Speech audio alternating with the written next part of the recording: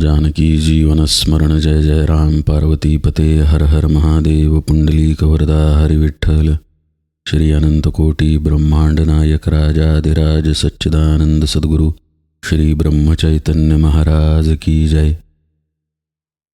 श्री महाराजांच्या सेवेमध्ये दासबोधाची उजळणी पाहताना काल आपण सिद्ध लक्षण 8व्या दशकातील 9वा समास सुरू केला. एक महत्त्वाचा विषय समर्थ आपल्याला सांगायला लागले. ज्या ओळीमध्ये अभ्यास सांगितलेला आहे अशी ओळी सांगून ते म्हणाले की खरं म्हणजे हे साधकाचं लक्षण आहे, पण साधक दशेच्या अभ्यासाशिवाय सिद्ध दशा येऊ शकत नाही असं म्हणून त्या ओळीचं महत्त्व समर्थांनी पटवून दिलं. त्या ओळीला काल आपण थोडा स्पर्श केला. स्वरूपी दृष्टी पडता तुटून गेली संसार चिंता, पुढे लागली ममता निरूपणाची.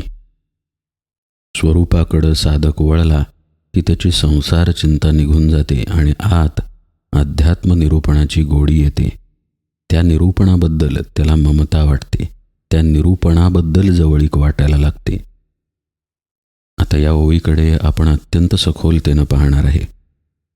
आपण कालच्या निरूपणात पाहिलं की जेव्हा समर्थ म्हणतात सदा स्वरूपानुसंधान हे मुख्य साधूचे लक्षण, त्यावेळी ते साधकाला हे सुचवतात की कशा पद्धतीनं स्वरूपानुसंधानात तू राहिलं पाहिजेस तर तुझं पर्यवसान सिद्ध दशेमध्ये होईल. म्हणजे दोन्हीही बाजूंनी ही लक्षणं महत्त्वाची आहेत. एकीकडं सिद्ध दशा काय आहे हे स्पष्टपणे सांगितलं जाते आणि दुसरीकडं साधकाला कशा अभ्यासात स्थिर राहायचं आहे हे पण सांगितलं जाते. म्हणजे सिद्ध लक्षण ऐकल्यानंतर साधकाला त्याच्या साधनेमध्ये स्थिरता येणं अपेक्षित आहे. आता अशा स्थितीत समर्थ ही ओवी सांगतात स्वरूपी दृष्टी पडता. आता स्वरूप ही काही स्थूल गोष्ट नाही. आपल्या खिडकीबाहेर जे झाड आहे, आपल्या समोरचं जे टेबल आहे, तसं स्वरूप नाही. स्वरूप हे आपलंच अस्तित्व आहे. आपली गडबड तिथे झाली जेव्हा हे अस्तित्व आपण देहाला जोडलं. देह असेल तर मी. म्हणून स्वरूपाची दुसरी व्याख्या अशी सांगता येईल की शुद्ध अस्तित्व. आता या अस्तित्वाकडं दृष्टी कशी लावायची पहा बरं का. आपण आहोत असं आपल्या सगळ्यांना वाटतं. जगात असा एकही प्राणी नाही, एकही सजीव नाही, एकही वस्तू अशी नाही की जिच्यापाशी मी नाही असा भाव आहे.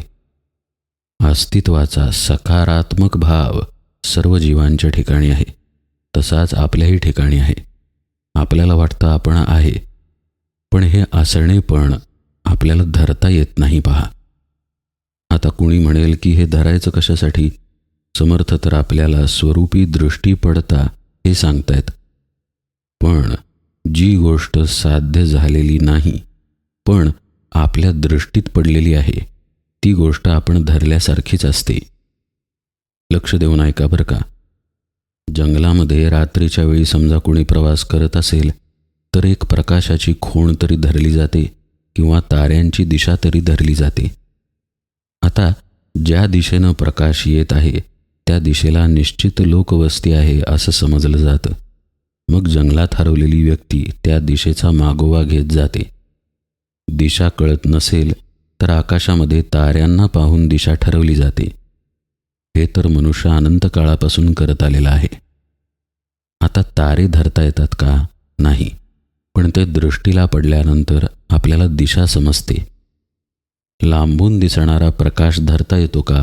तर नाही, पण तो प्रकाश दृष्टीला पडला की आपली दिशा आपल्याला ठरवता येते आणि आपण जंगलातून सुटून जातो. तसं स्वरूपाला धरता आलं पाहिजे, म्हणजेच तिकडं दृष्टी वळवता आली पाहिजे. हे धरायचं कसं? याच्याकडं पाहायचं कसं? आता कुठलीही गोष्ट पकडताना सुरुवातीला त्या गोष्टीचं माध्यम पकडावं लागतं. समजा मासा पकडायचा आहे तर पाण्यात जावं लागणार. दोरी टाका, नाहीतर स्वतः जा. पक्षाला पकडायचं असेल तर आकाशात जावं लागणार, गगनात जावं लागणार, झाडावरती जावं लागणार. जमीन खणून जमिनीच्या आत 100 फुटांवरती जिवंत पक्षाला पकडता येणार नाही. तसंच माशाला पण आभाळामध्ये जाऊन पकडता येणार नाही. त्याचं माध्यम काय? त्याला आधी धरलं तर त्याच्यापर्यंत पोहोचता येतं. आता हा स्थूलातील दृष्टांत झाला. पण स्वरूप ही अशी गोष्ट आहे ज्याला कुठलंही माध्यम नाही, पण स्वरूप आहे मात्र. याचा अर्थ असा की त्याचं असणेपण हे निश्चित आहे, त्यामध्ये दुमत नाही. आता हे संतांनी सांगितलेलं आहे म्हणून निश्चित आहे, शास्त्रांनी, वेदांनी, उपनिषदांनी सांगितलेलं आहे म्हणून निश्चित आहे, आणि प्रत्यक्षतः आपल्याला सुद्धा पहा, मगाशी बघितल्याप्रमाणे आपल्या असणेपणाचा भाव आहे, त्यामुळं आपलं स्वरूप निश्चित आहे. पण शुद्ध स्वरूप माध्यमाशिवाय सुद्धा राहू शकतं, कारण ते स्वतंत्र आहे, अजन्मा असं आहे. हे स्वरूप म्हणजेच आपला आत्मा बरं का, म्हणजेच आत्मस्वरूप, म्हणजेच परब्रह्म, म्हणजेच आपला देव. सगळ्याला उद्देशून आता स्वरूप हा शब्द वापरला जात आहे. आता या स्वरूपाला म्हणजे शुद्ध स्वरूपाला तर माध्यम नाही, पण साधक दशेमध्ये जो आहे तो मात्र देहभावावरती आहे. म्हणजे त्याला आपण आहोत असं वाटतं, पण ते वाटणं उपाधीनं वाटतं, आणि ही उपाधी अर्थातच त्याच्या देहाची, मनाची, बुद्धीची आहे. म्हणजे स्वरूपाचा एक आसणेपणाचा गुण मात्र तो भोगतो, पण बाकी सगळं खोटं आहे हे त्याला अजून कळलेलं नाही. आपलं आसणेपण सोडल्यास बाकी सगळं व्यर्थ, बाकी सगळं आसार या अनुभूतीमध्ये साधक नाही. त्यामुळे साधकाच्या जवळ मिश्रण आहे सार आणि आसाराचं. अस्तित्वरूपी सार तो अनुभवतोय, पण आसारालाही त्याला टाकायचं आहे. मग त्याला असं एक माध्यम धरावं लागेल ज्यानं तो सार असलेल्या परमात्म्याला शोधू शकेल. जसं आपण मगाशी पाहिलं की प्रकाश लांबून दिसतोय, पण त्यामुळे जंगलात मला मार्ग सापडेल. तसाच आणखी एक दृष्टांत आहे आगीचा आणि धुराचा. जंगलामध्ये कुठेतरी धूर वरती येत आहे, याचा अर्थ निश्चित आग कुठेतरी लागली आहे. तर धुराचा मागोवा घेतला की आगीपर्यंत पोहोचता येतं. आता या धुरामुळं आग आहे का आगीमुळं धूर आहे? अर्थातच आगीमुळं धूर आहे. तसंच तो प्रकाश आहे म्हणून मला त्या प्रकाशाची दिशा कळत आहे जंगलात. तसंच तारे आहेत त्यामुळं मला दिशा ठरवता येत आहे. अशाच प्रकारे आपल्या शरीरामध्ये श्वास आहेत ज्याच्यामुळं आत्म्याचं अस्तित्व सिद्ध होतं. वस्तुतः आत्मा श्वासांशिवाय सुद्धा आहे बरं का. जसं एखादी व्यक्ती हरवलीच नसेल तरी सुद्धा तारे आहेत तसे आहेतच की, त्यांना कुठे धक्का लागलेला नाही. जो हरवलेला आहे तो दिशेसाठी ताऱ्यांच्या प्रकाशाचा वापर करेल. तसंच जो साधक आहे तो आत्मानुसंधानामध्ये शिरण्यासाठी श्वासांचा वापर करेल. अन्यथा आत्मा श्वासांशिवाय सुद्धा जसा आहे तसाच आहे. आपल्याजवळ जे सार आणि असाराचं मिश्रण आहे त्या मिश्रणामुळे आपल्याला श्वासांना धरावं लागतं. साररूपी शुद्ध अस्तित्वामध्ये तर आपण आहे, पण आपण देहभावावरती असल्यामुळं आपल्याला श्वासांची पण जाणीव आहे. तर मग त्याचा वापर करून श्वासांच्या मार्फत आत्मानुसंधानामध्ये शिरता येतं. मग काही संप्रदायांमध्ये श्वासांवर नाम घ्यायला शिकवतात, तर श्वासांचा वापर करून ध्यानामध्ये शिरायला शिकवतात. प्रकार कोणताही असला तरी मार्ग हा त्या श्वासांमधूनच जातो. निरूपणात आपण पुष्कळ वेळेला इडा पिंगळा सूक्ष्म कशा होतात, सुषुम्नेचा मार्ग कसा उघडतो हा विषय पाहिला आहे. इथेच स्वरूपी दृष्टी पडता याचा सूक्ष्मार्थ लपलेला आहे. आता इथंपर्यंतचं निरूपण लक्षपूर्वक ऐकलं असेल तर थोडा आणखी खोलात जाऊया. जे आपलं मूळ स्वरूप आहे ते मगाशी बघितलं त्याप्रमाणे उपाधीवर अवलंबून नाही, ते शुद्ध रूपानं जसं आहे तसं आहे. आता आपल्याजवळ जी अशुद्धी आहे ती आपल्याला टाकावी लागेल हे तर उघड आहे. मार्ग तर आपला ठरला श्वासांचा, कारण आपल्याला प्रकाशामुळे, ताऱ्यांमुळे किंवा धुरामुळे आगीची दिशा कळत आहे. तर आता काम एकच, त्या दिशेनं जात राहिलं की आपण आगीपर्यंत पोहोचणार. तसं श्वासांचा वापर करून जेव्हा साधक त्याच्यामध्ये लीन होऊन जातो तेव्हा त्याची दृष्टी स्वरूपावरती पडते. आता ही होत जाणारी गोष्ट आहे बरं का, जसजसा आपला साधनेचा अभ्यास घडतो. आपलं स्वरूप आपल्या आतमध्ये विद्यमान आहे ही तर गोष्ट खरी आहे, आणि ते आहे म्हणून आपण आहोत हे पण ठरलेलं आहे. साधकाचा अभ्यास जेव्हा आत आत शिरायला लागतो तेव्हा त्याला त्या स्वरूपाची चुणूक अनुभवता येते. जसं की शांतता, आनंद, समाधान, तृप्ती. इतर वेळी त्याचं जीवन वखवखलेलं असतं, कारण प्रत्येक इंद्रिय हे भुकेलं आहेच. एका इंद्रियाची भूक गेली तर दुसरं इंद्रिय तयार आहेच, त्याची भूक भागवली तर तिसरं इंद्रिय तयार आहे. असं मनुष्याचं जीवन वखवखलेलं असतं. जेव्हा तो सद्गुरू कृपेनं आत वळायला लागतो तेव्हा तो शांततेकडे, तृप्तीकडे जायला लागतो. समाधानाचा त्याला स्पर्श होतो, आणि मग त्याच्यामध्ये जे बदल होतात त्याचं पर्यवसान संसार चिंता जाण्यामध्ये होतं. आता याचाही अर्थ आपण टप्प्याटप्प्यानं पाहूया. आपला मुलगा परदेशी शिकायला आहे, किंवा आपला मुलगा परदेशी शिकायला जाईल की नाही, किंवा आपला मुलगा नीट वागेल की नाही, इथंपासून ते अगदी राष्ट्राच्या, जगाच्या राजकारणापर्यंत लोकांना काळजी असते. ही काळजी जाणं म्हणजे संसार चिंता जाणं असं आहे का? तर मुळीच नाही. संसार चिंतेचा थेट संबंध आपल्या देहबुद्धीशी आहे. आणि मग आता आपण हा संबंध लक्षात घेऊन साधनेकडे पाहूया. साधना ठरली श्वासांचा मागोवा घेत आत शिरण्याची. एक साधा अभ्यास जरी आपण करून पाहिला की नुसतं येणाऱ्या जाणाऱ्या श्वासांकडं पाहायचं. मुद्दामहून कुठलाही श्वास दीर्घ घ्यायचा नाही, ना श्वास रोखून धरायचा, ना मुद्दामून श्वास दीर्घ सोडायचा. जसे नैसर्गिक सुरू आहेत तसं नुसतं त्यांच्याकडे पाहत जरी आपण बसलो तरीसुद्धा आपण काही टक्का शांत होतो. मग असं पहा, हा देह म्हणजे मी याला जर देहबुद्धी म्हणत असतील तर हा भाव धरला कुठून जातोय? आपल्या मनातूनच तर जातोय, बुद्धीतूनच तर जातोय. आणि या गोष्टी जर शांत झाल्या तर तिथे जे सत्य आहे तेवढंच शिल्लक राहणार ना. हे उघडच आहे. आत्ता पावसाळ्याचे दिवस आहेत, तर आता ढग वरती असतील, पाऊस पडत असेल, कदाचित विजा होतील, वादळ येईल. जे काही आहे ते आपण इथे आहोत म्हणून आहे. सूर्याला किंवा आकाशाला यातल्या कुठल्या गोष्टीचा स्पर्श आहे? कुठल्याही नाही. म्हणजे आपण जिथे आहोत त्याच्यावरती हे सगळं अवलंबून आहे.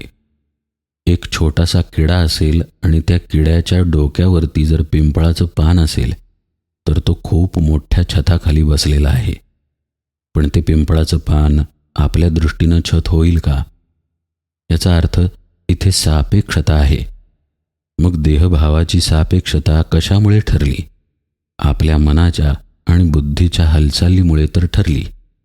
ती सापेक्षता बाजूला केल्यानंतर केवळ सत्य शिल्लक राहणार.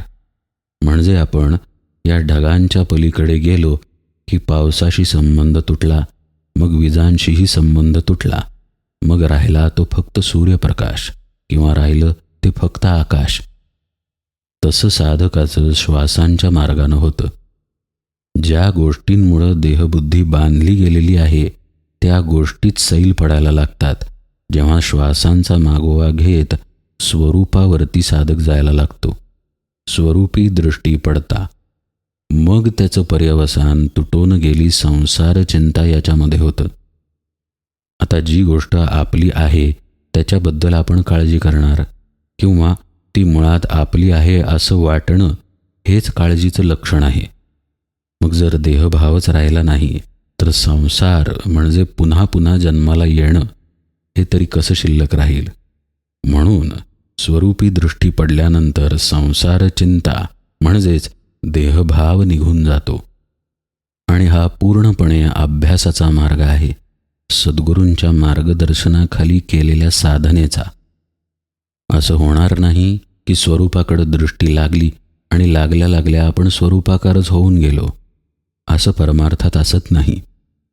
परमार्थामध्ये साधनेच्या टप्प्यांना पार करत करत साधक स्वरूपाकार होतो. स्वरूपी दृष्टी पडणं हे प्रत्यक्ष ध्यानाच्या किंवा नामस्मरणाच्या साधनेत घडावं लागतं. एकदम कसं घडणार? 10,000 पायऱ्या पार केल्यानंतर एखादं मंदिर येत असेल तर आपल्यापाशी पर्याय पुष्कळ असतील. प्रत्यक्ष चालत जाता येईल, घोडा असेल, डोली असेल किंवा रोपवे असेल. अगदी हेलिकॉप्टरची जरी योजना केली आपल्यासाठी तरीसुद्धा योजना लागेल, त्या योजनेचा अवलंब करावा लागेल आणि त्यासाठी तितका वेळ द्यावाच लागेल, तर साधक त्या मंदिराच्या दरवाजात पोहोचेल. तसं श्वासांवरती कसं लक्ष द्यायचं, आतमध्ये कसं शिरायचं, ध्यानामध्ये साक्षीत्व कसं टिकवून ठेवायचं, आपल्या स्वरूपाच्या अनुसंधानात आतमध्ये शब्दाशिवाय कसं थांबायचं, हे सद्गुरूंनी शिकवावं लागतं, करवून घ्यावं लागतं आणि ते सुद्धा अनेक वर्ष करावं लागतं. परमार्थामध्ये बऱ्याच जणांचा असा समज असतो की अमुक विषय कळला तर अमुक गुपित आपल्याला कळेल आणि मग आपल्याकडनं लवकर परमार्थ साधला जाईल. असं परमार्थात असत नाही. परमार्थामध्ये शॉर्टकट्स नाहीत. देहबुद्धीची आत्मबुद्धी होते आणि त्यासाठीचं शास्त्र आहे ते सद्गुरूंकडून जाणून घेऊन त्यांच्या मार्गदर्शनाखाली साधना करावी लागते, तर स्वरूपी दृष्टी पडता ही अवस्था येते. प्रयोग करून पाहावा ना. श्वासांवर सुद्धा नुसतं लक्ष देणं तितकं सोपं नाही आहे. आपण पूर्ण काळ असं लक्ष देऊ शकत नाही. आपल्याही नकळत आपल्या वृत्ती बाहेर जातात आणि मन पूर्ण जगामध्ये फिरून येतं. इथे तर रोजची साधना करायची आहे, तर त्यासाठी ती नीट मार्गदर्शनाखालीच करावी लागेल. आत्ता आपण शांत बसलो, अगदी नामामध्ये तल्लीन होऊन गेलो, तरी ती तल्लीनता रोज बदलते. आत्ता आलेली तल्लीनता उद्या असेलच असं नाही. उद्याही तल्लीनता येईल, परवाही तल्लीनता येईल, पण मध्ये काही महिने असे जातील की नामात लक्ष राहणारच नाही. तरीही साधकाला अभ्यास सोडून चालत नाही. इथे तर स्वरूपी दृष्टी पडता या अवस्थेपर्यंत पोहोचायचं आहे. म्हणजे नाम घेता घेता आपण नाम घेत आहोत हेच विसरून केवळ नामाचं अनुसंधान टिकलं पाहिजे. तिथे आपला मी नसला पाहिजे, तर आपली त्यावेळी दृष्टी स्वरूपावरती आहे असं निश्चित समजावं. पण इथे पहा, आपण नाही आहोत ही गोष्ट पाहिजे, पण नाम मात्र पाहिजे. तर आता आपली स्वरूपावरती दृष्टी आहे असा जाणीवेचा अहंकार तिथे असेल का? नीट समजून घेतला विषय तर कळेल की तिथे जाणीवेचा अहंकार असत नाही आणि म्हणूनच त्या अभ्यासानं देहबुद्धी निघून जाते. श्री महाराज एके ठिकाणी म्हणतात पहा, शिष्याची साधकाची प्रगती त्याच्या नकळतच झाली पाहिजे, तेच शिष्याच्या फायद्याचं आहे. आत्ता आपण जो विषय पाहिला जाणीवेचा, इथेच श्री महाराजांचं हे वाक्य लागू पडतं. स्वरूपी दृष्टी पडता या स्थितीमध्ये अहम कर्तृत्व असत नाही. आपली जाणीव तिथं असत नाही की आपण स्वरूपाला पाहतोय, आपण स्वरूपापर्यंत पोहोचलो. ज्या माध्यमांनी जाणीव कार्य करते, आपलं मन, आपली बुद्धी, आपलं चित्त, ती माध्यमच तिथं गळून पडलेली असतात आणि त्यामुळं जाणीवेशिवाय साधक त्याच्या शुद्ध स्वरूपाच्या ठिकाणी स्थिर राहतो आणि त्याला हे स्थिर राहणं रोज रोज करावं लागतं. कारण देह आहे, देहाला कर्मे आहेत आणि देहाला कर्तव्ये पण आहेत. देहाला त्याची त्याची कामे आहेत, त्याचे त्याचे ऋणानुबंध आहेत. त्याला कायम असं तल्लीनतेच्या स्थितीमध्ये राहता येत नाही. शेवटी जीवाची पण एक मर्यादा असते, देहाची पण एक मर्यादा असते. थोडा काळ गेल्यानंतर साधक देहभावावरती येतो आणि कितीही प्रगाढ ध्यानाची अवस्था असली तरी त्यातून खाली येऊन त्याला व्यवहार करावाच लागतो, त्याची कर्मे करावीच लागतात. मग त्याला पुन्हा दुसऱ्या दिवशी त्या स्थितीमध्ये जावं लागतं साधनेचा हात धरून. म्हणून पहा, मोठमोठे साधक, मोठमोठे संत जे होऊन गेले त्यांनी रोज ध्यानाची, नामस्मरणाची बैठक केलेली आहे. असा एकही दिवस नाही की ते ध्यानाला, नामस्मरणाला बसले नाहीत. म्हणजे स्वरूपी दृष्टी पडता या अवस्थेपर्यंत आधी आपण पोहोचलो पाहिजे आणि मग त्या अवस्थेमध्ये रोज जाण्याचा वर्षानुवर्ष अभ्यास केला पाहिजे. तर संसार चिंता तुटून जाते, म्हणजेच देहभाव तुटून पडतो. मग अशा स्थितीमध्ये उरलं काय? पुढे लागली ममता निरूपणाची. मग आतमध्ये एकच ध्यास असतो, अध्यात्माचा, कारण त्याच दिशेला त्याची वाटचाल आहे ना. असं पहा, एखाद्या स्त्रीला कळलं की आपल्याला गर्भ राहिलेला आहे, तर आता तिचं आयुष्य बदलून जातं. सगळं काही ती करेल, पण हा विचार तिच्या डोक्यातून जात नाही की आपल्याला गर्भ राहिलेला आहे. आणि ही अवस्था जसजशी वाढत वाढत 9 महिन्यापर्यंत जाते. बाळाला ती जन्म देते. अगदी जन्म दिल्यानंतरची काही वर्षसुद्धा आपण याची आई आहोत हा विचार कुठेही जात नाही. जसजसं बाळ थोडं परावलंबी होतं तसतसं ती आपल्या आईपणाच्या काही कर्तव्यांमधून मोकळी होते. पण आता आपण आई आहे हा भाव कुठेही जात नाही. याला म्हणायचं ममता.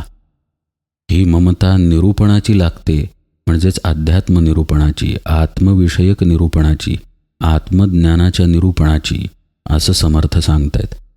म्हणजे काय अलौकिक अवस्था असेल पहा.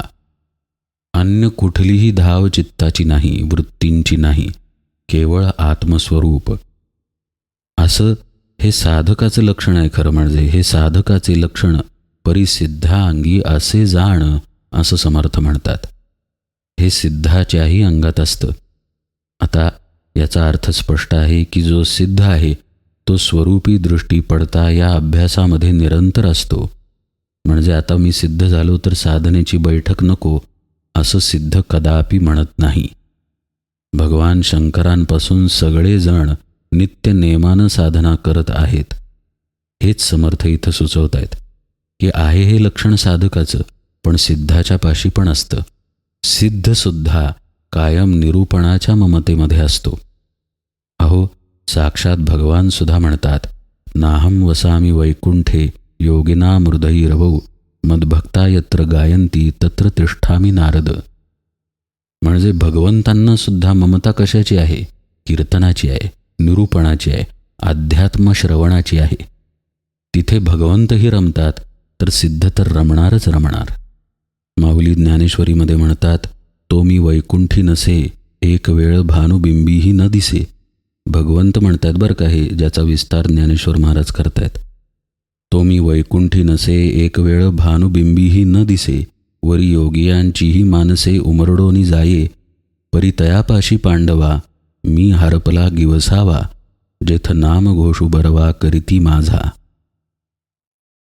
जिथे नाम आहे तिथे भगवंत आहे. जिथे आत्मस्वरूपाचं निरूपण आहे तिथेच भगवंत आहे आणि तिथे सिद्धही आहे. तो कसा राहिलेला आहे, कशा पद्धतीनं त्या आत्मस्वरूपाच्या निरूपणाची ममता त्याला आहे, याचा पूर्ण विस्तार आत्ता आपण पाहिला. कारण आतमध्ये दुसरा कुठला भाव शिल्लक नाही, दुसरी आवड शिल्लक नाही, दुसरी वृत्ती शिल्लक नाही. असं हे लक्षण जे साधकाचं आहे पण सिद्धाचंही आहे. याच साधक लक्षणांना अनुसरून साधक दशेचा अभ्यास करूनच तो व्यक्ती सिद्ध झालेला असतो. सिद्ध लक्षणं साधके विण बोलोच नये, असं समर्थ म्हणतात. पुढं समर्थांनी एक अलौकिक सिद्ध लक्षण सांगितलं. बाह्य साधकाचे परी आणि स्वरूपाकार अंतरी सिद्ध लक्षण ते चतुरी जाणीजे ऐसे. आपण उजळणीमध्ये या विषयाकडे सविस्तरपणे पाहूया. आज निरूपण सेवेला इथेच विराम देतो. जानकी जीवन स्मरण. जय जय राम.